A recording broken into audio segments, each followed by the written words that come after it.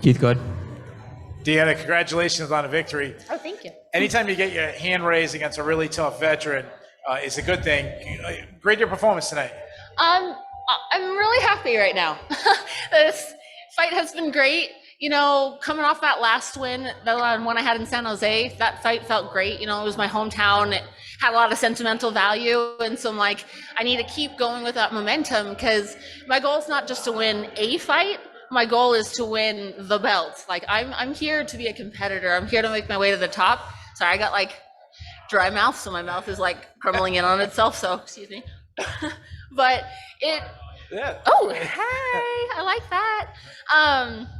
But it felt good to get in there and to get a win. And you know, I've told a few people like after my last fight, I had a really big health scare that put me in the hospital for 9 days. Wow. And asked my coach, like there was a point where I possibly would not even fight again. Like there was a part I almost lost my right foot.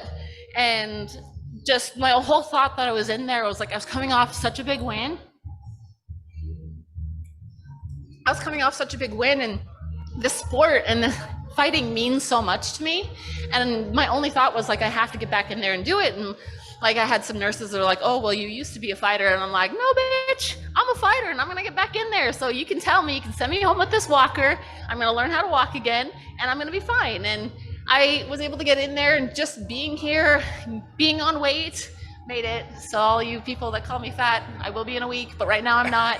But it was just amazing to be able to get the opportunity to come back with Bellator, have everything just go so well. And, you know, every fight camp has its issues and stuff, but just to be able to come here and get that win and have a performance where I showed me in the cage, you know, I had fun. I got to show, you know, some stand up, and Justine's a really tough competitor. That's what I was telling her afterwards, you know, just to be able to fight against such tough people, that's what I want. I don't want to go in there and just be like, oh, I know I'm going to beat them. I want somebody who scares me. Yeah. Ask my corners in the back. I'm like, am I ready for this fight? And they're like, DeAnna, you've had like 20 pro fights. Can you stop asking that? And I'm like, probably not, actually. I'm going to keep asking it. So, but yeah, I'm going to keep talking unless you ask something else. Okay, I'll jump in. You should probably ask something else if you want to. All right, I'll jump in. So I noticed, you know, you had some pretty even exchanges on the feet, but it was your wrestling that really stood out. I know in her last fight, it was the same thing. She lost because of wrestling. Was that kind of your game plan that you saw in the past, that you could beat her just by wrestling? Honestly, I'm just kind of like a bull in a china shop, and my coach calls me Queen Kong because I like picking people up, but I like slamming them. And I just wrestling is like my bread and butter. I wrestled in high school. That's like my favorite thing. I love picking people up. I do. In fact, even when I'm sparring with like big people, my coach always gets mad at me because I'll find like a giant guy. I'm like, you want to go this round? I'll pick him up and put him on my shoulder, and he's like, DeAnna, you can't pick up 200-pound men. I'm like, I think I just did, so I don't know what you're saying, I can't, but again, true story. He hates me. My last question, you said you want to fight for the title, Yep. You want to win the title, you want to fight people that scare you. Yep. So you just beat two fighters in a row that are big names in Bellator, so call your shot. I mean, you're on a roll. What do you want next? Honestly, so they have me ranked at number 7, which is kind of funny because the last girl I fought before Justine is ranked number 5. So I'm like, I feel like y'all messed that up. So maybe y'all can correct that now. But there's, you know, 5, 6 people ahead of me. I don't have any single person that I want.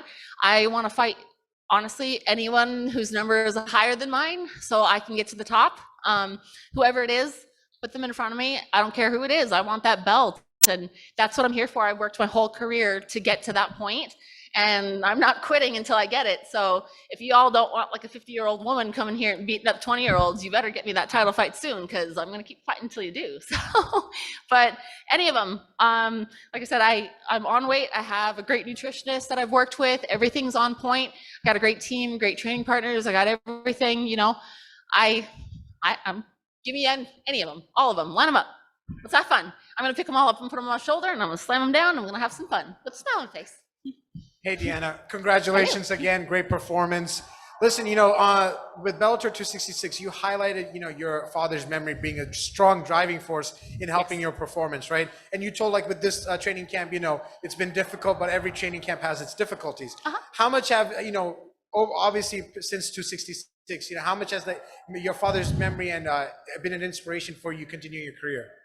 Honestly, it's a driving force every day. Like I've said it before, his last words to me were fight, because he knew that it's something that I'm good at, and he knew that I was passionate about it. And so I think about that. Ooh, I need to stop talking like this so y'all can hear me. I get really excited and I talk with my hands. It's an Argentine thing. It's fine. I it's something I think about every day. I always have him with me. I like to go to the beach and have kind of like reflection time, have talks with him. I was talking to my cornerman over here about it the other day. Like I have talks with him all the time. I carry his badge with me basically everywhere that I go. And that last fight in San Jose was for him and for his legacy and his belief in me. And that's never going to change. But these fights, this fight tonight, the next one, every fight that I have to get to that belt, those fights are for me and for my legacy. And he's always going to be a part of me. I always have his badge. And like I say, I always have a talk with him. If I can get in the cage beforehand, I do that. If not, I do it in the mat room. He's my person. He's not physically here in this world anymore, but he's always with me. And I carry that dear to me. And it's a driving force on days that are tough. I'm like, he believed in me until the very end, till his last words were him believing in me. And I'm going to do everything I can to live up to that. And listen, living up to that is a hard task for, because it's a lot to come through. But the main question is, the women's flyweight division doesn't have a lot of noise going on. So, Lamile McFarland, Liz Carmouche, I'm pretty sure you would love to avenge the loss. How do you plan? How do you plan? Like, I know you said, anybody, but are you planning on getting someone at like the top name, like Lamile McFarland and Liz Carmouche? I would love that. I think Liz is next in line for the title. And honestly, in an ideal world, she wins that title. I fight somebody. I'd love to fight Alima. She's a former champion. She's a very tough competitor. And like I said, I want to fight the best of the best. And so she's up there.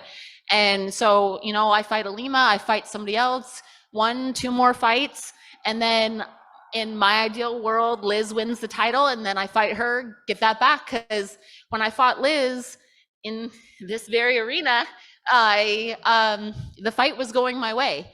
And I tore my hamstring straight off the bone. I had 95% torn off. I'd show you my scar, but my coach really hates it. It's like up in this area. He gets really mad at me. I'm like, you want to see my scar? I got it right here.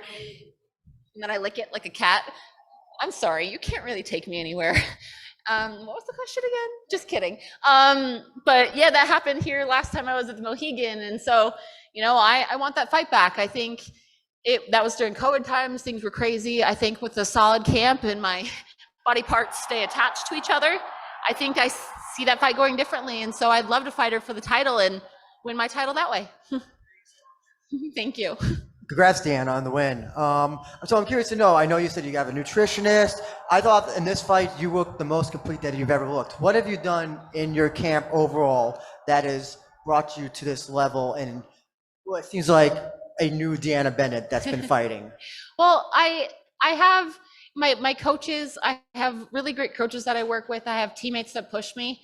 And honestly, when I got sick back in November, I actually got rheumatic fever. I know I alluded to that with one of the other questions. I had rheumatic fever. It targeted my hand. It targeted my foot. I basically had a walker. 30 years ahead of schedule, I now have a walker because I got sick. And in the hospital and then coming out of it, the only thought that I had was that I want to fight again. Like I have so much that I want to do and I need to push myself every single day. I don't want to show up and half-ass my training. I don't want to half-ass anything. Like the number one thing that I learned through all these experiences is that you don't know how much time you have. You don't know when it's going to be your last day to do the things that you want to do and be able to live out your dreams. And so you have to make use of every single day. Every single day you have to do something that pushes you. You have to do something that scares you. You have to do the things that you want to do because you might not wake up one day or something might happen and you not have the availability to. And so I kind of took this camp that way.